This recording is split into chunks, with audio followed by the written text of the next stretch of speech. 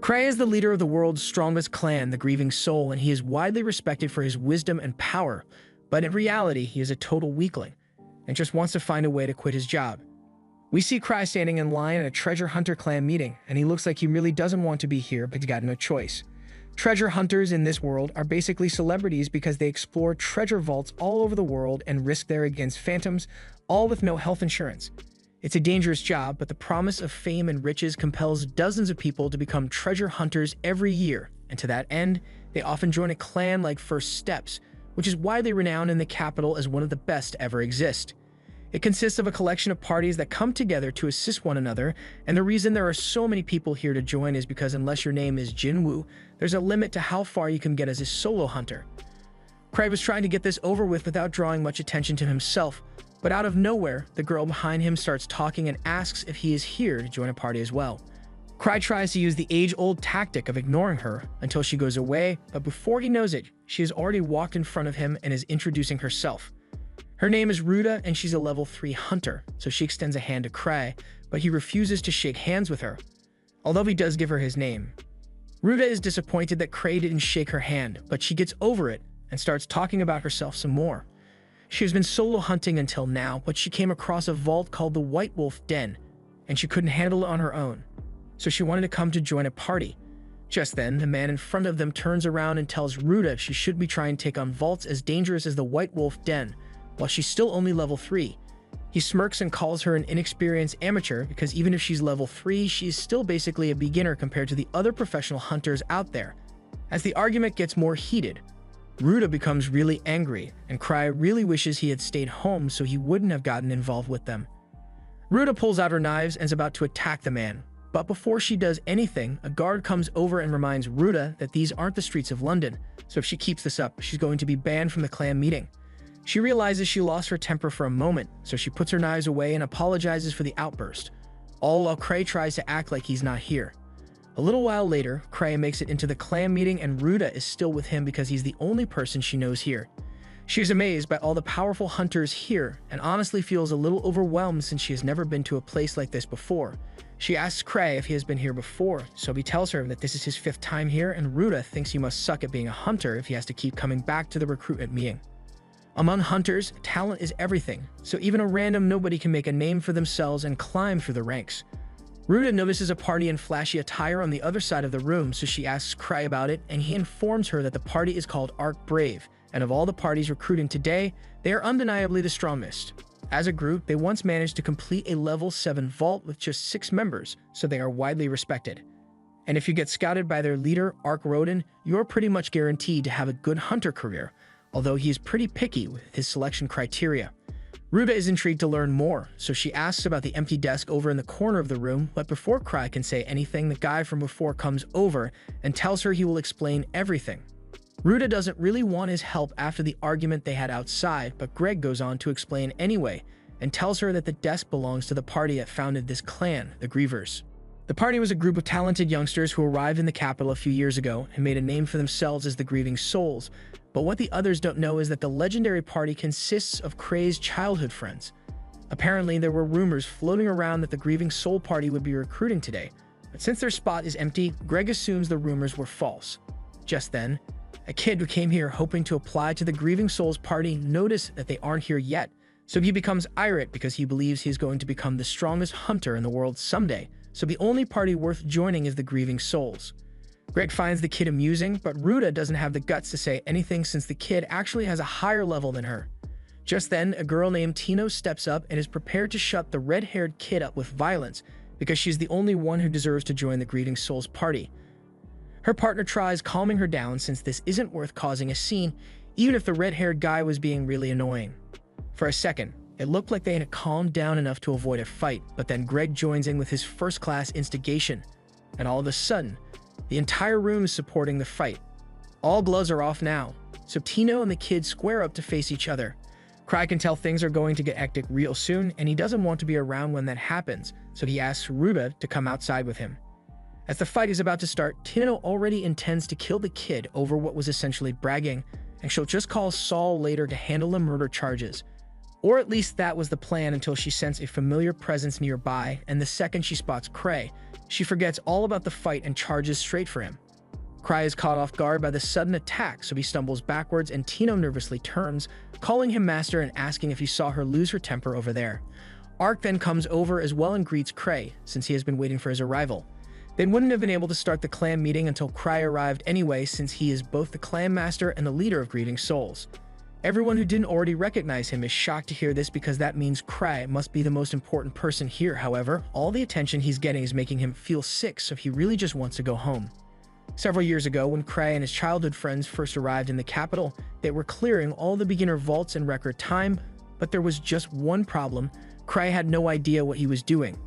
He got saved from a monster, and his teammates thought he was intentionally lowering his guard so he could act as bait, and he goes with it, but he was totally about to get chomped. They all shared the same dream to become exceptional hunters, but unlike the other 5, Cray was exceptionally ordinary.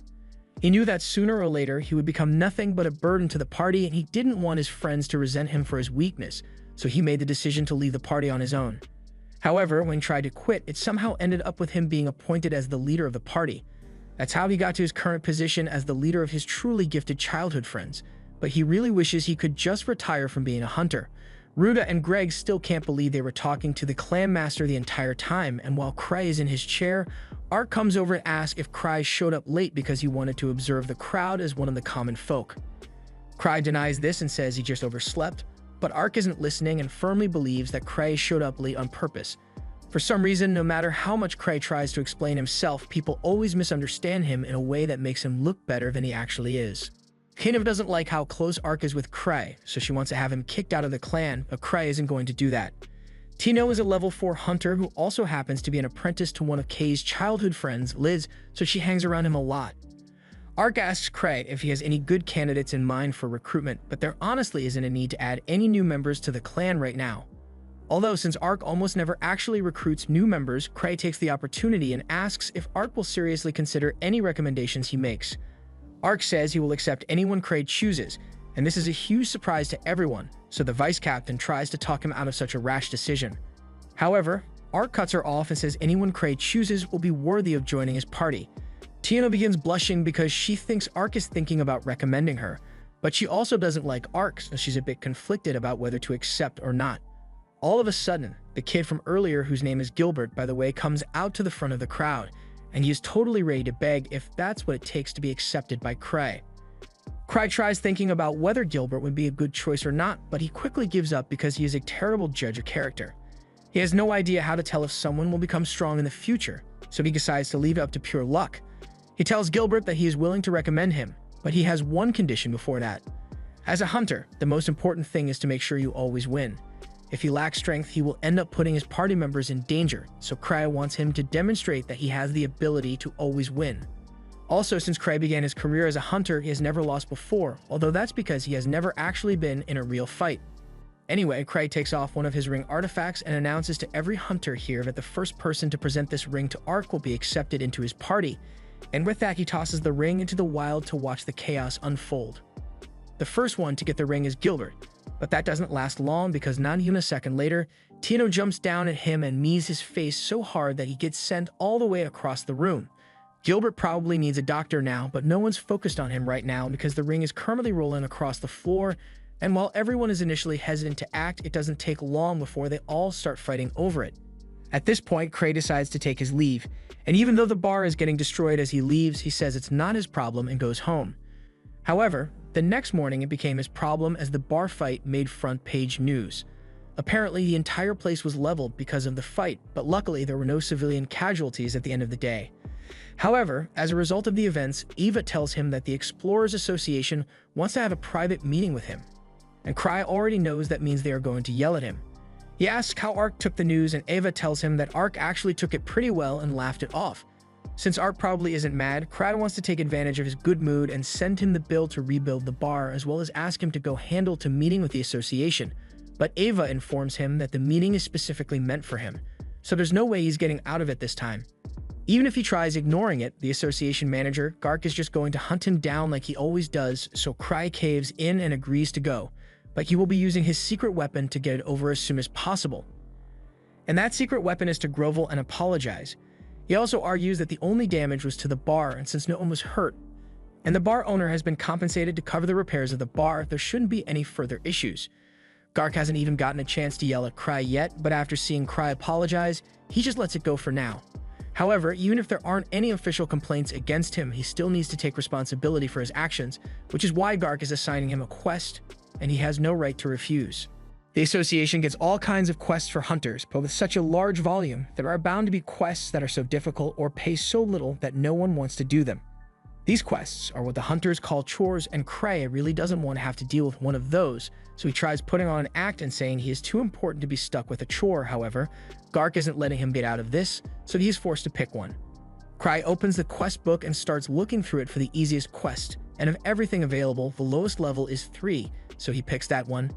He was planning on just dumping the work on Ark, but when he goes to look for him, he is informed by Tino that Ark is currently away on a meeting with some nobles. He's going to be gone for a while and no one else is here, so he doesn't have many options to ditch his work. Just then, he notices that Tino is wearing his ring, meaning she was the one who won his little game yesterday, but that aside, he asks her if she is free at the moment. Tino is excited because she thinks he wants to ask her out on a date, but to her dismay, he tells her he has a quest for her. She immediately runs away, but even though she's fast, Cry has his ways of catching up to her. He summons his chained dog, Silver, and instructs it to capture Tino, and before long, Cry has her tied up in a chair so he can discuss the quest with her. She feels betrayed because she just wanted to go on a date with Cray, but now he's forcing her to go on this crappy quest all by herself. Cry asks if the problem is that she doesn't want to do it alone, and Tino responds that she wouldn't be opposed to the idea if Cry would join her. However, that would mean Cry would have to do actual work, so he instead opts to send Tino on the mission with a bunch of the hunters he met yesterday. 6 years ago, when Cray's party first arrived at the capital, they were about to walk into the association to officially register as hunters, but Cray started having second thoughts as soon as they got to the door. Luke told him to stop worrying about it so much since he was the one who suggested that they should aim to become the best in the capital. But Cray isn't worried about his friend's strength. He is worried because he knows he will only drive them down. Luke told him to stop saying such silly things and took it upon himself to open the doors of the association and declare that he is the strongest swordsman in the world, followed by Liz, who declared that she was the strongest thief in the world. There's no turning back after such a grandiose entrance, so Cry walks up to the reception desk to register his party, but he wants to make them regret selecting him as their leader, so when he is asked to pick a name for his party, he decides to pick something edgy and calls the party Grieving Soul for no reason. The others in the party thought the name was too dark and gloomy, but when Cray tries to use his bad naming sense as an excuse to quit being the leader, they all change their tune and say they love the name. Back to the present, Cry calls a meeting with all the people he wants to offload his work onto, and Greg still can't believe Cry is really the guild master of the Grievers. As hard as it may be to believe, Cry confirms his position, meaning he is also the infamous 1,000 Tricks that everyone has heard about. In the association, when a hunter achieves a certain level of accomplishment and prestige, they are given special names and basically become celebrities. Cry ended up being with 1,000 Tricks as his second name, but Gilbert refuses to believe that Cry is telling the truth because 1,000 Tricks is meant to be the strongest person in the capital, and Cry looks like he never even trains. Tino immediately begins defending Cry and says Gilbert is the one who is too weak to comprehend Cray's power, although Cry has no idea what power she's talking about because he is only called the strongest thanks to his friends constantly giving him undue praise. That aside, Cry asks if Gilbert and the others want to accept the job, but Gilbert refuses to accept a request from Cray because he still doesn't believe that Cray is the strongest in the city. Greg tries to stop Gilbert from talking because who knows what could happen if the strongest person in the capital gets angry, but Gilbert doesn't care and shoves his fingers up Greg's nose. Since Gilbert seems like he doesn't want to take part, Cry simply gives up on trying to convince him and moves on to Greg. Greg is more than happy to accept Cray's request, so the only one left is Ruta. Since the quest is going to be in the wolf den, Cray thought this would be perfect for her since she was already trying to clear it. Ruta isn't exactly thrilled with her teammate selection, but she says she will go along with it. Cry is pleased to hear that, so he tells Tino that if she needs more help, she can ask someone else from the clan to go with her. Tino pleads with Cry to join the team as well, but he immediately refuses. Now that he has settled the matter of Tino's party, Cry turns around to leave, but Gilbert doesn't like the fact that Cry is ignoring him, so he decides to challenge Cry to a duel, and if he loses, he will join the team. Cry hates it when people challenge him, so he comes up with a simple solution and agrees to the duel, but under the condition that Tino will fight in his place. Tino is fine with the arrangement because she is majorly pissed at Gilbert for daring to insult and question her master, but she also uses the opportunity to show Cry just how flexible she can be with superb camera angles. Gilbert may have gotten his face caved in by Tino yesterday, but he says he was just caught off guard and that he won't be losing to her a second time. And once he has beaten Tino, he will come for Cry next. Cry is starting to get annoyed and has no intention of fighting for any reason today, but since Gilbert seems so confident, Cry informs him that Tino is level 4 just like him. Tino adds to this by saying there's no way she could ever lose to someone like him, and to assert her dominance, she drops her weapons on the ground. Ruda and Greg are starting to get worried because even if Tino is stronger, fighting without weapons would put her at a serious disadvantage. Under normal circumstances, Tino would win this fight because even though both of them are on the same level, Tino gained all her levels on solo missions, and she has a lot of experience fighting humans, so she should be able to win even without her weapon. But Gilbert possessed the Purgatorial Flame Sword, and that is enough of a wild card to tip the scales in his favor if he uses it right. Or it would have been if he hadn't thrown his sword down and decided to fight barehanded as well. That was without a doubt a dumb move, but Gilbert refuses to be looked down on, so he wants to fight on equal terms as Tino.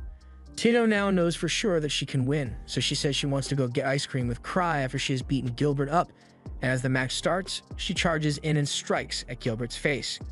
He manages to dodge the first strike, but he still gets hit with a kick to the face that sends him flying just like last time. It looks like the fight is already over, but to his credit, Gilbert gets back up and charges back in to continue fighting. He doesn't do much and gets caught in a chokehold immediately, but at least he's got spirit. Though he had to strain himself to do so, Gilbert is eventually able to break free from Tino's hold. However, he immediately gets knocked to the ground by a chop to the back of the head. He's definitely not getting back up this time, so Tino begins celebrating and thanks Cray for helping her become so strong, although Cray never actually did anything to train her. Greg and Ruda are left in utter disbelief at the fact that Tino is so strong and Gilbert can't face the reality that there's someone stronger than him. Ever since the day he first picked up a sword, Gilbert knew that he was destined to become a hunter. As he trained, he found himself surpassing the skill levels of professional swordsmen with ease, and when he finally became old enough to register as a hunter, he came to the capital and formed a small party to begin clearing vaults. Up till now, he had never tasted defeat, but even though she doesn't like him, Tino can appreciate that Gilbert is a strong swordsman, so she encourages him to pick up his sword if he wants to keep fighting. Gilbert refuses because of his pride, and Tino is disappointed because foolish pride like that will only end up getting you killed. As much as Gilbert hates to admit it, Tino is right, and if this had been a real fight, he would have been killed several times over by now. He has to face the reality that he isn't as strong as he thought he was, but just then, Cry calls over to him and guesses that Gilbert must have quit his former party because of a difference in strength. Gilbert is shocked because Cry is totally right, and Cry explains that a similar issue arose in his party, although he didn't leave because of it even if he may have wanted to. Gilbert misunderstands this to mean that Cry greatly outclasses all of his teammates in Grieving Soul, the strongest party in the capital, and that gives him a whole new perspective on what it means to be the strongest. Cry then notices Gilbert's sword and gives it a light tap to see what it can do. Flames begin pouring out of it at Cray's command, and Gilbert is astonished because in all the time he has possessed the sword, he has never managed to draw out flames as large as Cray, much less control it to this extent. And Cray didn't even have to grab the sword by the handle to do it. In this world, mana material is a coarse substance, and while it is everywhere, it can't be seen with the naked eye. However, within treasure vaults, mana material is condensed into all sorts of physical forms, although there is still a lot about it that isn't understood. The White Wolf's Den is one of these treasure vaults, and it is said that wolf phantoms soaked in blood spawn within it, so Cray is glad he sent the others and didn't have to go down there himself. Ava asks him if he's sure it was a good idea to send inexperienced hunters into the wolf's den, but he believes it should be fine since the den is only level 3, and the 4 of them are pretty skilled. Also, he wants to thank Ava for the information she gave him on Gilbert because it was really funny to see his reaction when Cry randomly guessed a bunch of stuff about his past. She's glad she could be of service, but she also heard about the way Cry used Gilbert's relic so effortlessly, and she wants to know how he did it. Cry explains that the relic was a straightforward one, the kind Cray is able to control immediately. Even Gilbert, as inexperienced as he is, was able to use it without much training, so Cray doesn't think what he did was all that impressive. Still, there's nothing Cray loves more than collecting relics, so he is seriously considering asking Gilbert to sell him the sword, But Ava immediately shuts that down because Cry keeps spending a ton of his budget on relic collecting. His collection is already massive, so she doesn't understand why he would even want another one in the first place. Cry explains that each relic is unique in its own way, so even if he has over 20 relic rings alone, he could always use more. Ava realizes she isn't getting through to him, but even if he does have a considerable income, she can't have him blowing it all on relics. All the profits of the Grieving Soul Party are split evenly among members regardless of contributions, so despite the fact that Cry barely ever does anything, he still gets a fat paycheck at the end of the month. Cry doesn't want to give up his relic collecting though, so when he notices that one of his relics needs to be charged, he uses it as an excuse to leave the conversation. He goes to a member of the association and asks for a little help charging his relic up with magic, and they are happy to help since Cry is always doing so much for them. While Cray's relic is being charged, the guy tells Cray about a rogue phantom that appeared on the road up north and destroyed a caravan. There were 3 level 3 hunters guarding the caravan, so the phantom must be a strong one. And the Third Order Knights are now recruiting for an extermination party. The reports say the phantom was a wolf, and the location isn't far from the White Wolf Den, so it must have come from there. There was probably a mass spawning of wolves, so that must mean the den is absolutely crawling with enemies as they speak, and anyone unlucky enough to be down there is going to have a bad time. Cry tries to dissuade his worries and thinks to himself that Tino's party is probably fine, but then the people he is sitting with start talking about how the monsters in the White Wolf Den have been growing a lot stronger recently, so the association has been thinking of raising the threat level on it. In fact, a level 5 Lancer's party ended up going missing in that vault, so there's no way anyone less than level 5 could handle it. Cry is definitely worried now and decides to take a look at the quest he received earlier, only now realizing that he was supposed to rescue said level 5 Lancer and his party. He really should have read the details of the quest before sending Tino and the others down there, but it's too late to call them back now.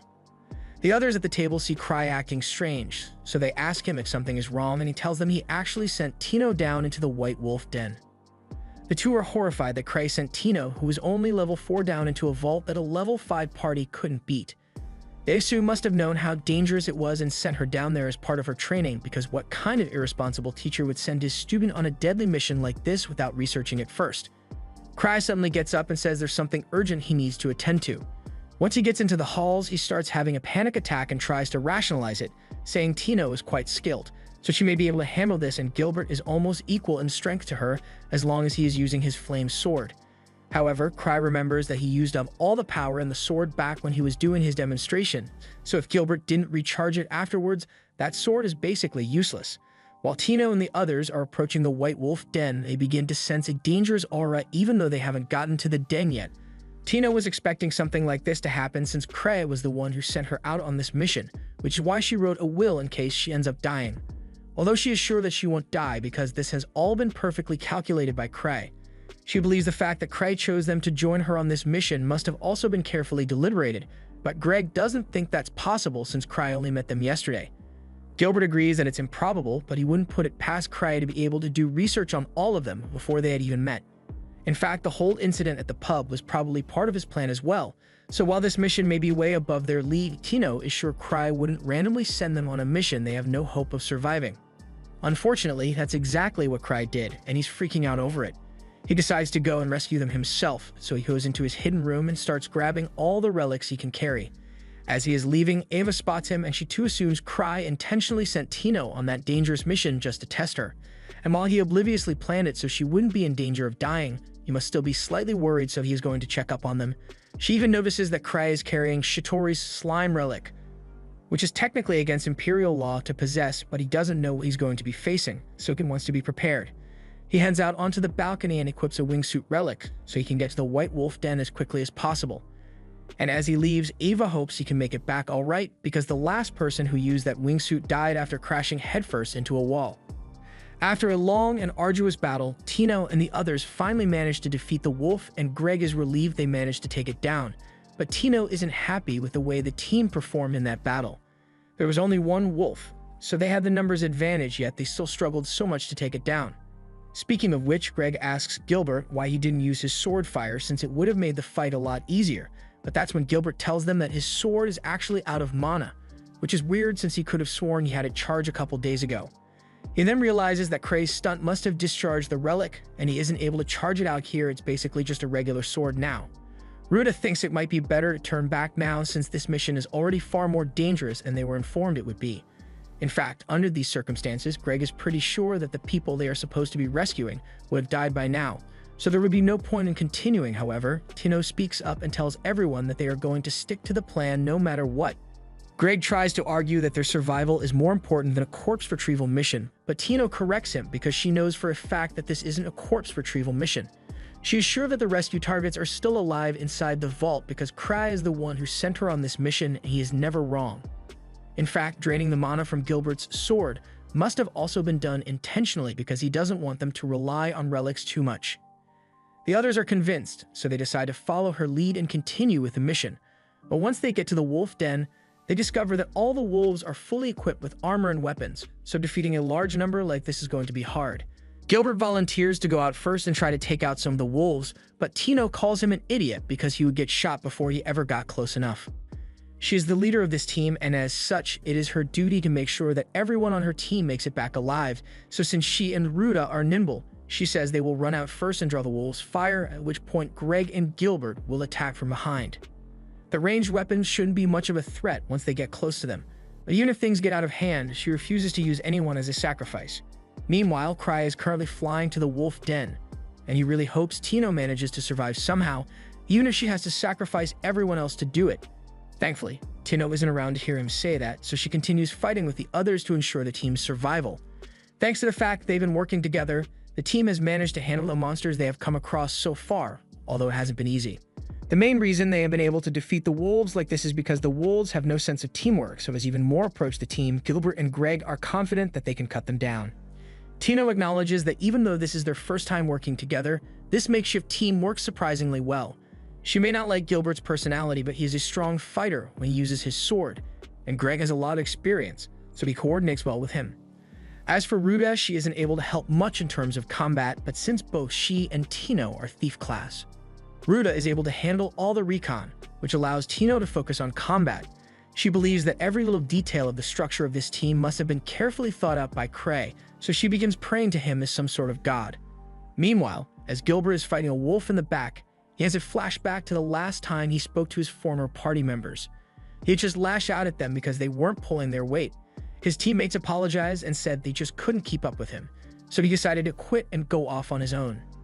Deep down, he knew his former teammates were trying their best, but the gap in strength between him and them just kept growing, so he could no longer stay with them. After that, he exclusively hunted solo, but now he knows how good it can feel to work side by side with someone. Gilbert and Greg manage to take down the last wolf in this section, so the team moves on until they come across a wide open area. They are about to head in, but all of a sudden, Tino tells everyone to wait because she can sense something else in the room. The others ask if it might be the hunters that they are meant to be rescuing, but from what Tino can tell, the vault boss is up ahead. Greg thinks fighting the boss is too big of a risk to take, so he suggests that they all run away for now, but Tino points out that they've managed to make it this far already without suffering any injuries, so a single vault boss shouldn't be too hard to beat. She tells Greg that he could stand to be a little more courageous because playing it safe all the time won't help him grow. Greg admits that he had grown complacent with his level of strength, because it's possible to make a decent living as a level 4 hunter.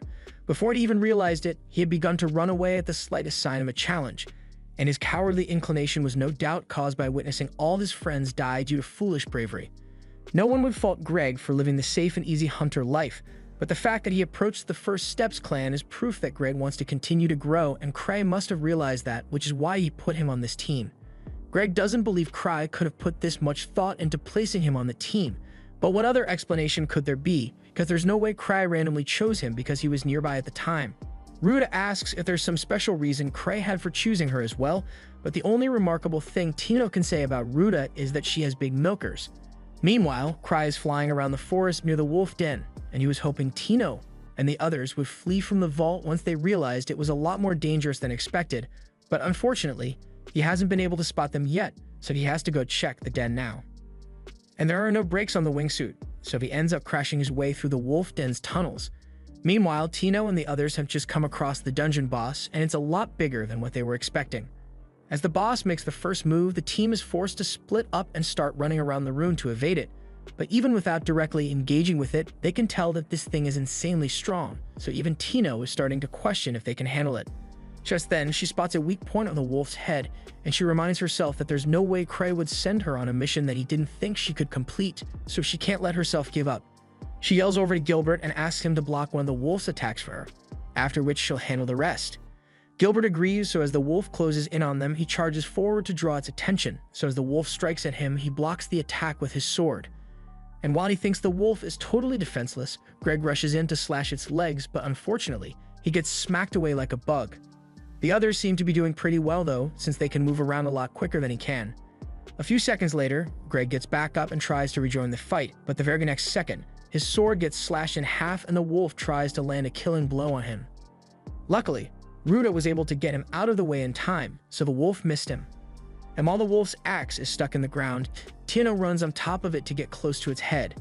The wolf attempts to stop her by clawing her leg, but Tino powers through the pain and stabs the wolf straight in the back of the neck.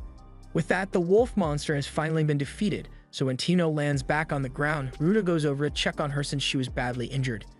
Tino says she'll be alright because she has a healing potion on her, so she's able to mostly recover from the wound. Meanwhile, Greg is a little upset that his sword was broken, but he's still alive, so it isn't all bad. Now that they've successfully defeated the vault boss, the group thinks all they need to do is find the missing hunters and get back to town, so Tino hands Greg her sword to use in the meantime. But all of a sudden, a giant arrow is shot straight at Tino's chest, and although she managed to dodge it, the boss battle isn't over as 4 more bosses walk in with new loadouts. It took a lot of effort just to defeat one of them, so Tino isn't sure what they should do against 4 and suggests that they all run into that narrow cave over there to create some separation from the wolves. That was a solid plan, but the wolves catch on to the plan as well, so one of them jumps in front of said cave and completely blocks off the entrance. Now there really aren't any other options, so Greg and Gilbert look at each other and make the difficult decision to stay behind and distract the wolves while Ruda and Tino escape. The 2 of them are the quickest on the team, so they have the best chance of survival in a situation like this, so the guys will buy them some time. Tino is still trying to figure out what to do, so she wonders what Cray would do in a situation like this, and all of a sudden, she remembers the ring she got from him. That gives her an idea, so she tells the others that no one will be sacrificing themselves today. She says she is going to charge at the first wolf, and when she does, she wants everyone to support her. Greg and Gilbert take the initiative and draw the wolf's attention while Ruda throws some kunai at its eye, and while it is temporarily blinded, Tino activates the shooting ring relic. With it, she's able to fire a laser beam straight into the wolf's eye, causing it to go blind in an instant. This is the perfect chance to attack, so Gilbert rushes ahead to deal a finishing blow. However, even though the wolf couldn't see, it was still able to sense him coming, so it knocked Gilbert away and into a wall. Tino runs over to check on him and Gilbert apologizes for getting himself hurt so badly, but Tino tells him he did nothing wrong because it was her plan's failure that led to this. They've run out of ideas at this point, so it looks like they really will meet their end in this vault. However, just before the wolf attacks, it gets knocked into the wall with incredible force. It turns out that Cray happened to crash land in the perfect spot, but he's so confused about what's going on that he doesn't notice when one of the wolves takes a swing at him. However, thanks to one of his many relics, he remains completely unharmed. That attack normally would have killed him, but he brought a ton of protection rings with him, so he basically has 17 lives on him. He then points at the wolf and activates all of his shooting rings at full power, sending a powerful blast at the wolf and knocking it away.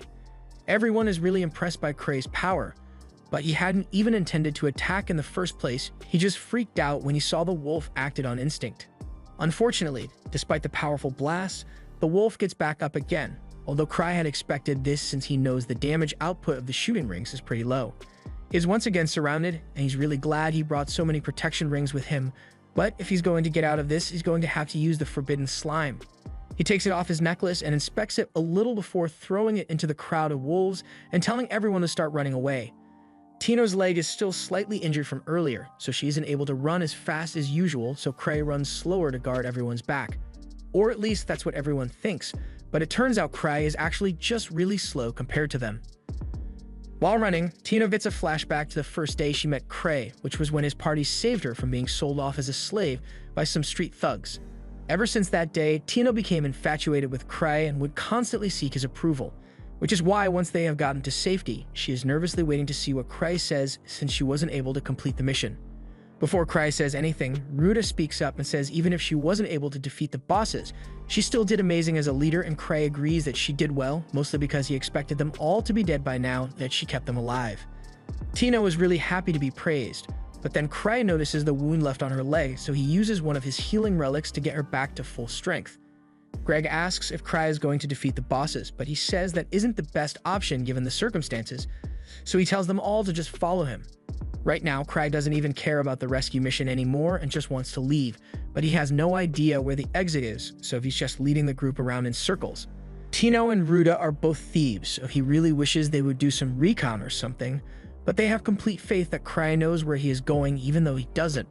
Just then, Gilbert speaks up, and after all he has learned, he is sure the great Cry must know what he is doing, but to him it kind of looks like they are wandering around aimlessly. He asks if Cry is taking them to the exit, but before Cry can answer, Tino speaks up and tells him that this path doesn't lead to the exit. She has a rough idea of the layout of the den since she saw a map, so she knows they are heading in the opposite direction of the exit, and Cry must have his reasons for it. Ruta has total faith in him as well, but she wishes Cry would at least tell them where they are headed, but he keeps staying silent. Eventually, they come across a fork in the road, so Cry randomly guesses on a path to take, but as he turns, everyone else is left in shock because Cry has just led them to the injured hunters they were sent here to rescue.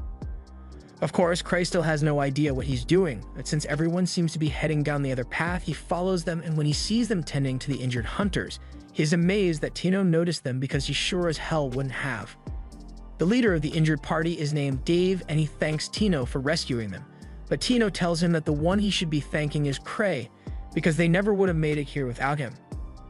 Cry tries telling them that he just guessed which direction to go, so he doesn't deserve any praise, but none of them believe that for a second and think he is just being modest. That aside, Ruta has given the injured hunters some potions to help them recover, but they are still losing a lot of energy since they haven't eaten in a long time. Just then, Cray thinks of the perfect solution because he just so happened to have brought a magic bag with him. He has a near infinite amount of chocolate inside, but the only thing the bag can store is chocolate, so it's pretty useless outside of this one scenario. Greg tells Dave that he's glad he's alright because when he had initially heard that a level 5 party went missing in this dungeon, he was worried something terrible had happened to them. Dave tells him that they just barely managed to survive, and Gilbert finds that hard to believe because those wolves may have been strong, but there's no way a level 5 party would have been overwhelmed by monsters of that level. However, Dave wasn't talking about the wolves, rather he was talking about a small phantom covered in bones that single-handedly laid waste to their party. Whatever that thing is the pure embodiment of a grudge. It has full control over the vault, so it is most likely the curse of the silver moon that dwells within this vault. It represents the grudge and resentment of all the monsters that were slain, and because of the vault, it grew in strength, until it became an absolute monster. Dave and the rest of the party are considered to be top of the line when it comes to strength, yet every one of them was completely helpless against this beast, so much so that Dave would call the monster a rival to the Grieving Souls member, Thousand Swords. Thousand Swords is widely undisputably regarded as the strongest swordsman in the capital, as he has studied all orthodox sword techniques, and then he used those techniques to learn even more techniques. He is an unfathomable prodigy who can cut down enemies by the dozens, and all with a wooden sword too. Luke is not one to take lightly, so Cray thinks it's an exaggeration to say that a phantom is as strong as him. After all, if such a phantom really did exist, Luke would have hunted it down long ago, but given that the phantom completely decimated a level 5 party, Cray doesn't think Tino and her party will be able to win against it, so he is really wishing he had just dumped this job on Ark after all so he wouldn't have to deal with it. Dave goes on to say that the monster was basically playing with their lives, so it didn't kill them immediately the last time they fought, but if they encounter it again, it will without a doubt finish them off. Ruta turns to Cry and asks him what they should do, but Cry is internally freaking out because he wasn't mentally prepared to deal with this. He stares blankly into space for a while before coming up with an idea and telling Ruta that they need to prioritize the safety of the injured, so they should escape the vault before doing anything else. On top of that, since this was originally Tino's mission, he tells her that she's in charge from here on out. Tino doesn't think she deserves to have the role of leader when someone as great as Cry is here, but Cry insists that she takes the lead because he doesn't want to do it. Tino ends up agreeing to act as the leader again, and she agrees with what Cry had said about escaping the vault, so she's going to lead everyone back to the exit. They should be able to make it there much quicker since Cry completely healed her leg, but Cry tells her to remember that there are still injured people in the group, so she shouldn't run too fast for them to keep up. He mainly says this for his own benefit because there's no way he could keep up with Tino's full speed when he's so out of shape. After traversing the vault for a bit, Tino tells everyone that they are getting close to the exit, and they've gotten lucky so far since they haven't encountered the deadly phantom. But if that thing does show up, Dave promises to act as everyone's shield to buy them some time to escape. Tino assures him that that won't be necessary because as long as Cry is with them, she is sure everyone will make it out alive. However, Cry has no confidence that everyone will make it out alive. In fact, he is seriously considering grabbing Tino and ditching the rest of them if that monster shows up after all, but for now, he decides to remain optimistic. He still has 5 safety rings, so he can at the very least survive for a little while if he really had to fight, but doesn't have any other useful relics with him. The shot rings don't work, and he dropped the one sword relic he had while flying over here, so it's hard to be optimistic. Just then, everyone feels something approaching them, so they all get into battle stance and Cray stands in front of Tino to keep her safe. He doesn't have any attack relics with him, but he is willing to use his body as a human missile with the wingsuit if it comes down to it. The aura of the cave shifts as the phantom begins approaching them. Everyone is terrified because they can already tell they stand no chance against that thing. However, Tino sees something even more terrifying appear behind the monster, and a sense of impending doom washes over her, so she starts begging Cry to help her. Cry seems to know who the second figure is, but he is more confused than scared since he has no idea why she is here. Just then, the second figure flash steps and takes out the phantom in one kick, and after that display of force, there's no doubt in Cray's mind that it's Liz. She then goes up to Cry, and just to make sure, she asks him if it's alright that she kicked that thing into the wall, because she doesn't really know what's going on here. Cry tells her she has nothing to worry about, and she's glad to hear that, and since she's finally gotten to Cray, she tells him she found one of his sword relics on the ground while she was on her way here. Ruta and Greg immediately realize who Liz is, but Dave has never heard of her, so Liz gets angry because she can't believe there are hunters who don't know about grieving souls. She was already having a bad day before she got here because she ran all the way home just to see Cray, but then she was told that Cray had gone out to this vault. At first all, she thought Cray was just worrying too much because she was sure Tino could have handled the mission by herself. So imagine how disappointed she is to find out that Tino is incapable of handling such a minor vault by herself. Gilbert tries to stand up for Tino and explain that she did nothing wrong, but Liz doesn't want to hear it. So she kicks him into the wall and he's practically on the verge of death from that hit. Now that there are no more distractions, she gets back to yelling at Tino for being such an incompetent weakling after all the training she has been put through. Tino starts begging for forgiveness, and Cry is finding this hard to watch since Liz is being really tough on Tino. While Liz is still yelling at Tino, the phantom manages to recover from the kick it was hit with, and both Greg and Ruta have been pouring healing potions all over Gilbert to keep him from dying from the kick he was hit with. Cry doesn't want Tino to get hit with a kick as well, so he tries to calm Liz down and tells her that she shouldn't be mad at Tino. He sent her here to rescue some hunters, and she accomplished her mission, so it isn't fair to call her incompetent after how well she did. As soon as she hears Cry say this, all her anger vanishes as she asks Cry if Tino really did do a good job. Cry assures her that Tino really impressed him. And while he is on the topic of impressive people, Cry congratulates Liz on finally learning how to hold back with her attacks. Liz is really happy to receive praise, although she still doesn't see the point of making some of her attacks weaker, but since Cry was constantly insisting on it, she learned to stop her strikes short. Cry is glad she took his advice, but she might still need to work on it since Gilbert is in critical condition from her warning shot. Tino once again apologizes for all the trouble she caused, but Liz isn't mad about that anymore. She tells Tino that she has good talent, but she's going to have to work a lot harder to make up for her lack of strength. By now, the Phantom has regrouped with one of the wolf bosses and is preparing to attack the group again, but while everyone else is scared, Liz is just annoyed because the monster had the audacity to pull out a machine gun like it was going to do something. She picks up her mask, and as the wolf begins firing at her, she just stands there because the bullets are moving way too slow to actually be a threat. By the time the gun runs out of ammo, Liz is still standing there unharmed, and not only does she have some of the bullets in her hand, she even had time to create a pattern like this with the rest of the bullets she caught. She got over her anger before, but after learning that Tino was losing to a monster with a gun, she's even more mad than she was before. Liz was dodging bullets by the time she was 10 years old, so it is an insult to her strength for a monster to point a gun at her and think it will work. She is going to demonstrate how easy it is to take down a phantom like this, so she does a backflip into the air, and as she is coming down, she kicks straight through the giant wolf, splitting it in half and causing it to explode. That wasn't hard at all, so she doesn't understand why Tino didn't just do the same thing to defeat the wolf ages ago. While she was talking, the Phantom draws its sword and charges at Liz, but like with the first one, Liz thinks it should have been easy for Tino to defeat something as weak as this. After catching its sword with 2 fingers, she knees it into the air and proceeds to land punch after punch on it, all while berating Tino for being too weak to do this by herself. Tino breaks down in tears and Cray feels bad for her, but this is a pretty common occurrence with Liz as a trainer. Liz is the fastest hunter in the world, and her incredible speed earned her the nickname of Stifled Shadow. Once everything is over, Tino, Greg, Ruta, and Gilbert all meet at the guild, and Gilbert informs them all that he wishes to give Cry his flame sword because he has learnt that he was relying on it too much, so he intends to train his body from scratch until he is capable of catching bullets just like Liz. None of the others think he will ever be able to pull it off, but if he is serious about wanting to be like Liz, Tino thinks he should know something about the masks they wear. Everyone thinks Cry did this intentionally for the sake of honing his party's sense, but in reality, when he ordered the masks for the grieving souls 6 years ago, he forgot to have eye holes cut out, so everyone in the party basically fights blind all the time. Now that one crisis has been averted, remember the Shitori's slime that Cry used as a distraction. It was created by one of Cray's childhood friends, Shitori Smart, who is the world's greatest alchemist. One of her elaborate experiments led to the creation of this slime, so she decided it would be safer to give it to Cray for safekeeping. At the time, Cray had no problem holding onto it since it looked like a harmless vial of slime, but when he tried opening it, Shitori warned him not to because that thing could destroy the capital if it was released. And as you know, Cry released it. He's still in denial and hopes the slime will magically appear back in his room, but he has no such luck.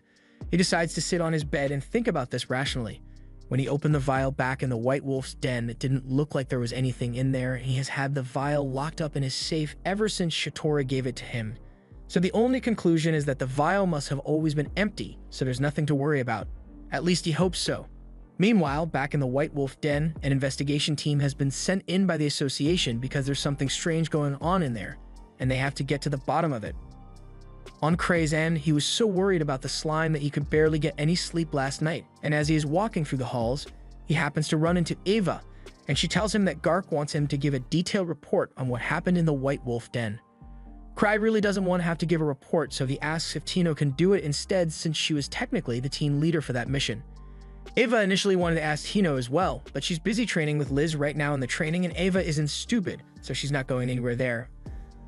On a separate note, Cry asks Ava if she has heard about any strange occurrence in the capital lately, but she has no idea what he's talking about since the capital has been pretty quiet lately. Cry says it's fine if nothing happened because he's actually hoping things stay calm, but now that he has brought it up, Ava says she will dedicate all her resources into investigating to find any anomalies. Cry tries to talk her out of it since he doesn't want her finding out that he lost Shitori's slime, and to get out of the conversation, he says he wants to go check on Tino in the training hall. As he leaves, Ava thinks about all the time she has spent working with Cray, and despite his lazy attitude, whenever it comes to natural disasters, treasure vault anomalies, or even politics, he has always been able to make accurate predictions with little to no information. At first, she thought it might just be a coincidence, but after he has been right so many times, she believes in him wholeheartedly. And if he is worried about something happening in the capital, then something serious must be going on. As Cry heads down to the training hall, he sees a bunch of hunters waiting outside, and once their leader notices him, he asks for help since none of them have been able to train at all today because of Liz's training. Sen asks him to find a way to get her to stop, but Liz is really scary when she's worked up, so Cray doesn't want to deal with her. Sten understands Cray's feelings because no one likes dealing with Liz in battle mode, but none of the other grievers are back yet, and if he tries to stop her himself, Liz may very well kill Sven, so Cray is the only option remaining. And if he doesn't stop Liz, Tino might actually end up dying because of her. Cray thinks Sven is just exaggerating because there's no way Liz would ever really kill Tino, but as he opens the door, he sees Tino laid out on the floor and Liz on the verge of killing her for being weak. She is angry that Tino is unable to move, so she raises her leg and is about to smash her skull in, but just before she does, Cray interrupts her. Liz is happy to see Cray, but she's kind of in the middle of something, so she asks him not to bother her. She thinks Tino has a lot of potential, but she keeps acting so weak and complaining about things like broken bones. Back when Liz was a kid, she used to be so much stronger than Tino is now, so she doesn't understand what's holding her back. Cray agrees that Liz was stronger than this at Tino's age, but Tino is clearly past her limit for now, so she suggests that Liz should cut today's practice short and give Tino a break. Liz gets up in Cray's face and asks if he's trying to stop her from training Tino, and Cray answers that he is, so Liz agrees and says she will leave Tino alone for now. But even though Liz is willing to let Tino go, Tino doesn't want to look weak in front of Cray, so she drags herself up and says she can keep going. At this point, there's nothing Cray can do to stop Liz anymore, so he just locks the door and tells Sven and the others that they aren't going to be able to use the training hall for today. Sven accepts that there's nothing he can do, but it's not all bad since Tino getting stronger would be a good thing. Since Cray is done here, he's about to leave, but before he does, Sven stops him and mentions that the northern route has been overrun with phantoms. A party from the Knight's Order was sent out to investigate it, but the party was crushed in the process. Cray remembers hearing something about Traveler being attacked by phantoms near the White Wolf Den. And now that he thinks about it, there is definitely something off about it, which is probably why Gark wants to meet with him. But he doesn't want to have to work, so he wishes Ark were here to deal with it instead. Ark is smart, strong, and people trust him both as a leader and as a fighter, so Cray is sure he will be able to fix this once he gets back. But until then, Cray intends to stall for as much time as possible so he doesn't get assigned to the case. Sven sees the calm look on Cray's face and thinks he is already coming up with a plan to solve the problem, but in reality, Cray is just planning to send Sven to Gark in hopes that Gark assigns the mission to him instead. Cray casually suggests that Sven should head over to Gark's office and take on a mission since he can't train today, and he also wants Sven to tell Gark that Cray is too busy to attend a meeting with him. With that, he gets up and walks away, but Sven is having a hard time figuring out what Cray is thinking. His junior doesn't see what's so special about Cray, because to him, Cray looks like a leader who sits back and lets his subordinates do all the work for him. Sven says Cray has always been like that, but what's important is that he is always working behind the scenes to keep the clan running smoothly. He advises the junior not to underestimate Cray, because that man is a monster when he needs to be. Over in Gark's office, he has just received a report stating that the Lee lines near the White Wolf Den are unchanged, but that doesn't answer the question of what is causing all these incidents to occur. He wants to talk to Cray about this, but his assistant tells him that Cray is apparently too busy to meet with him, so Gark intends to pay Cray a personal visit later so he can't avoid the topic. He believes Cray knows something about the incident since he never willingly heads into vaults, but recently said he was heading to the vault to check out the situation there, so something big must be going on. Cray has no idea about any of this, but something big really is going on down in the vault. The Akashic Tower has been conducting experiments down here, but because of all the recent suspicion from the association, they are worried that their operation will be discovered any day now. The device they created taps into the vast amount of power flowing in the ley lines and stores it here, creating modifications to the vault. If the Grand Wizard's theory is correct, then with this, he should be able to create treasure vaults at will. However, the research is still incomplete, so he cannot afford to lose his lab to the association. His followers ask why Sophie Black isn't here since she's the one in charge of the defenses for this place, but the Grand Wizard says it's not her fault since he was the one who approved her vacation time. But he has already sent a message for her to return immediately, so she should be back soon. He is sure that once she arrives, she will resolve their trouble with the association's snooping. But until then, the Grand Wizard says they all need to gather as much information as possible. Cray has a nightmare about a terrible catastrophe caused by Shitori's slime, and when he wakes up, he begins panicking again because he still doesn't know how dangerous that slime is. His panicking also happened to wake Liz up, and Cray is confused as to why she's here, but then again, she sneaks into bed with him all the time, so it's not out of character for her. Since they are both awake, Liz asks if Cray is busy today because she was hoping they can go out together, but Cray thought Liz had plans to train Tino today. Liz says she's giving Tino a break to heal from all her injuries, so since neither of them has much to do today, Cray doesn't see the harm in going out on a date with Liz, and it's a good opportunity to get his mind off the nightmare he just had. Meanwhile, Guard has just shown up looking for Cray, and the receptionist is surprised he personally came all this way, but he knows Cray will just keep avoiding him otherwise.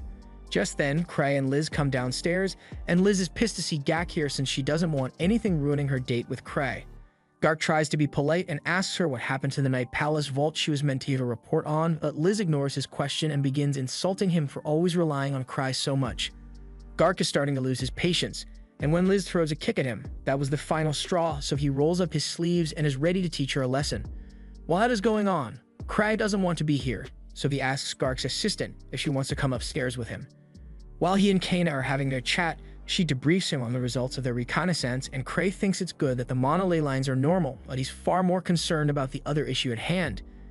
Kanan is confused and asks what Cray means by the other issue. However, Cray doesn't want to tell her that he released a slime that might destroy the country, so he tells her that the details are still confidential.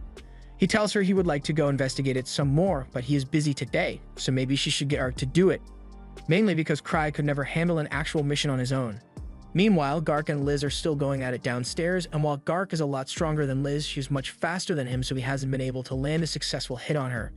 She taunts Gark for letting himself get so out of shape with all his desk duty, but this only makes him madder, so he is ready to throw everything he has at her. Gark used to be known as a first-class level 7 hunter before he retired, and his strength is still worthy of that title, but Cry tells both Gark and Liz to quit fighting before they destroy this place. Gark is still pissed at Liz, but Lizzie immediately goes over to Cry and forgets all about her fight with Gark. Cry and Liz head out on their date, and as they walk, Liz remarks that Gark has really let himself go in recent years. Cry doesn't think it's fair to call him weak since Liz still gets to train often since she's on active duty, while Gark has to deal with all the paperwork now. Still, Liz says there's no way Gark would make it through the night parade vault in his current state, so Cry asks her if the monsters in that vault were really that strong. The rest of the Grievers are still in the night parade vault, but Cry wishes they would get back here soon since he could use some help dealing with the slime situation. Just then, Liz hands Cry her bag and dashes off to tackle a dude in the middle of the street. Cry asks her what she's doing, so she explains that this guy was staring at them really suspiciously. Cry doesn't think that's a good enough reason to tackle a guy, so he tells her to let him go. He asks the guy if he's alright, but the guy just runs away and Cry has no idea why.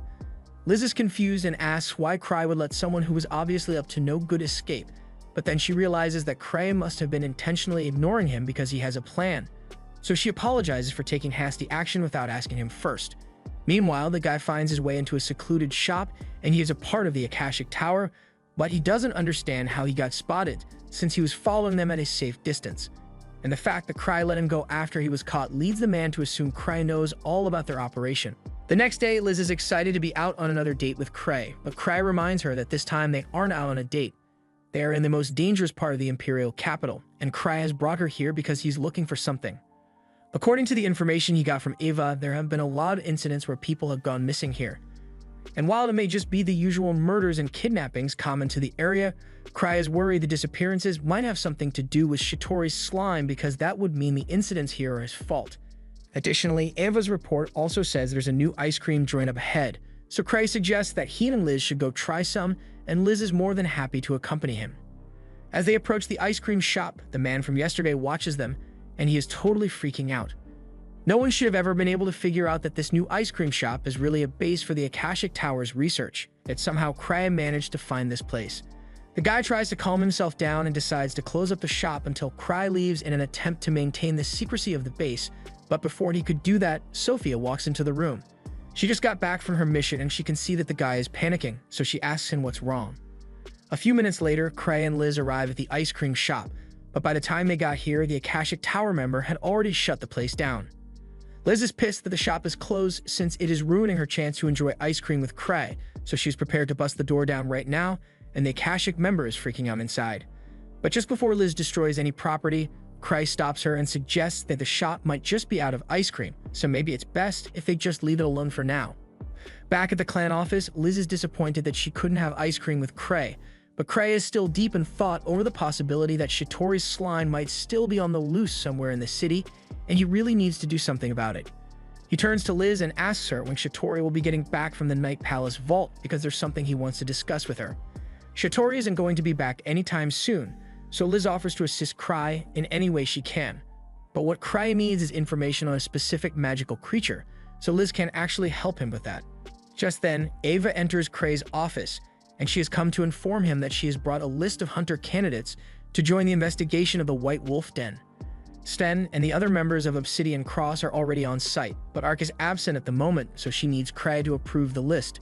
She tries to hand it to him, but Cray doesn't even look at the list because doesn't want to get involved, so he tells Eva that he is trusting her to handle it herself. Meanwhile, the Akashic Tower members hold a meeting to discuss the fact that Cray discovered their secret base. The place was perfectly disguised in a rundown part of town, yet Cray easily found it, and on top of that, he must have deliberately acted like he thought it was a regular ice cream shop in order to send a message that he's several steps ahead of them.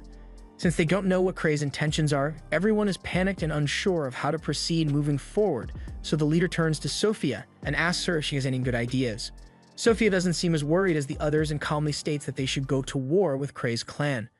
The other Akashic members are shocked and ask her if she really thinks they stand a chance against First Steps, to which Sophia responds that the Akashic Tower is the truth seeker, so no matter who they are up against, they must never back down. even if their opponent is a group of high-level hunters. In fact, this is the perfect opportunity for her to test out her new defense, and if they manage to wipe out the entirety of Kray's party, then there will be no one left to oppose them. The leader finds her argument compelling, not to mention that if they have truly been discovered by Kray, then there's no way they make it out of this without putting up a fight. He tells Sophia that she's free to do as she pleases, and she's really happy to hear that because that means she can finally have some fun. At the same time, Tino has finally recovered from her near-death encounter with Liz's training, and while she knows Liz wasn't really trying to kill her, she almost did make it out alive, so Tino decides to celebrate her recovery by taking a walk around town. While walking, she notices a couple of carriages parked in the street, and even stranger is the fact that the clan hall is completely packed of hunters. She goes up to one of the hunters and asks what all this is about, so he tells her that the association has organized a joint effort to go investigate the White Wolf Den. Even if that's the case, Tino still thinks that having this many people is overkill, but the guy tells her that Kray initially wanted to send in Ark, and all these people are just replacements to make up for Ark's absence. Ark is one of the top-level 7 hunters in the world, so without him they need a huge number of people to make up for the firepower. A little while later, Ava brings Kray out to greet the hunters, but Kray has no idea why everyone is gathered here to begin with. Ava fills him in and says Ark isn't here to handle the White Wolf Den investigation, so she took the liberty of gathering enough hunters to compensate for Ark's strength. Kray remembers trying to dump this mission on the Ark, but that was just because he's a nice guy whom Kray thinks is reliable, so he never imagined that Ava would end up calling this many people to replace him. And to begin with, he's not sure that he even have enough money to pay for all these people, so he tries suggesting they should split the group in half. Everyone starts panicking because there's a way they'll be able to survive an Ark-level threat with just half of their forces, and Kray is confused. They are so worked up about this. They ask him to please reconsider his decision, so Kray asks Ava if they have enough money to cover everyone's reward, and she tells him there's no need to worry about that since Gark already requested additional funding for the association. However, even if the money issue is resolved, Kray still doesn't feel comfortable sending all these people into the vault while Shitori's slime might be down there. But since he's not going to explain that to them, so he just agrees to let them go, and if anything bad happens, he will act like he wasn't involved. Just then, Liz shows up and begins mocking all of the hunters for being scared to go into the vault with a small group because if it was her, she would have just gone alone. In fact, she goes over to Kray and offers to take the mission instead, but Kray firmly tells her no. He already knows if he gives Liz the mission, she'll drag Tino along and he doesn't want Tino to go through that. Plus, Liz has never been one to work well with others, so if she were to go to the vault, she would end up causing far more harm to the other parties there.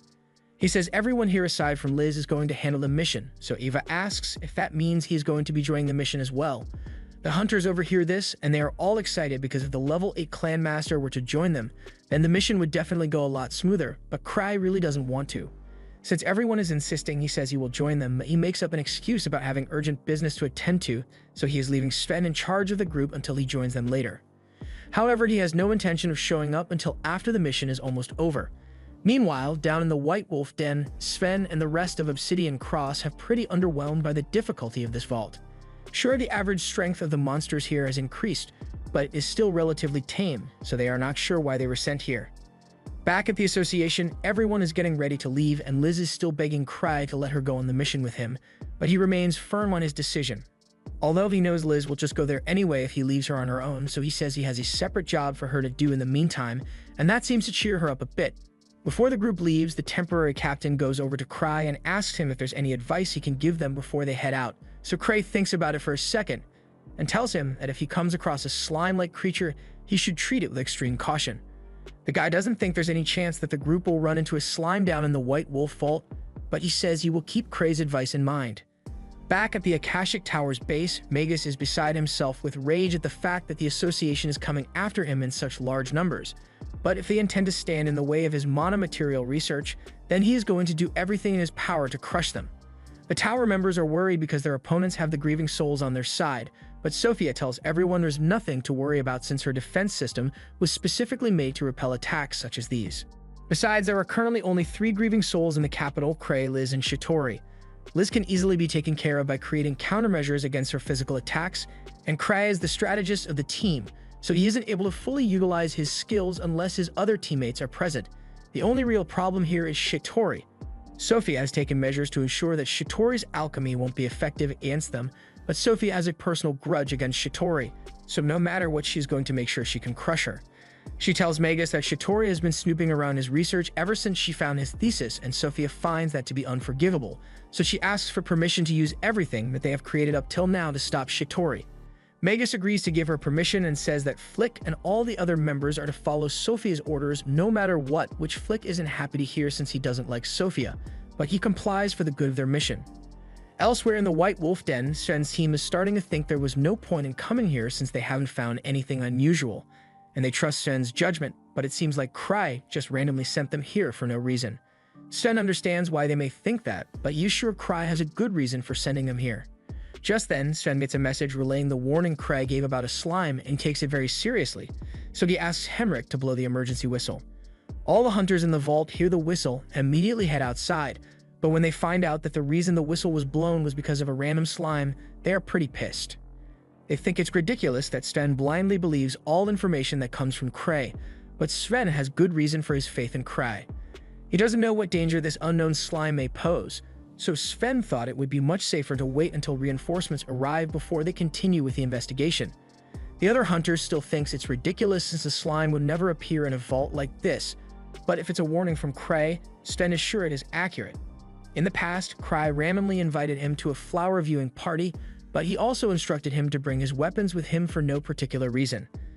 At the time, Sven was really confused, but when the time finally came for the flower viewing party to begin, the vault manifested right where they were standing.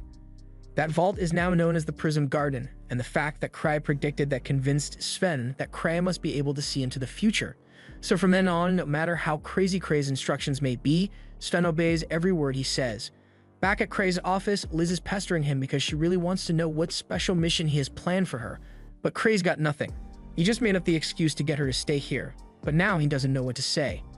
Just then, Liz hears someone at Cray's door, and it turns out to be Shatori, who just got back to town. She wasn't supposed to return for a while, but she has a bad feeling that a powerful organization is about to make a big move, so she wants to offer her assistance. This was the end of episode 6. Subscribe to not miss the next part.